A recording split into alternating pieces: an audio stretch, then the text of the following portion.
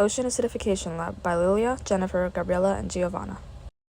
Every water that we experimented on started off looking green or blue with a starting pH around 6 to 11, and after 60 seconds of bubbling, they all went down to a 3 or a 4.5, somewhere between there, into a yellow or orange color. This is an example of what was happening and the results we got from it.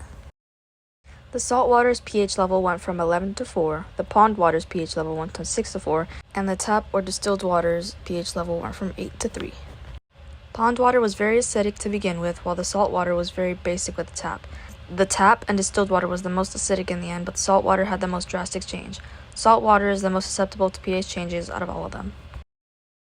The salt water's pH level is most affected because of dissolved salt makes the water more basic and the CO2 breaks down these salts. CO2 causes pH levels to drop, making water more basic at first, but the CO2 then begins to break down the H2O molecules, forming H3O molecules, which ends up causing the water to be more acidic in the end. When carbon dioxide mixes with seawater, it reduces the availability of carbonate ions, which many marine species depend on.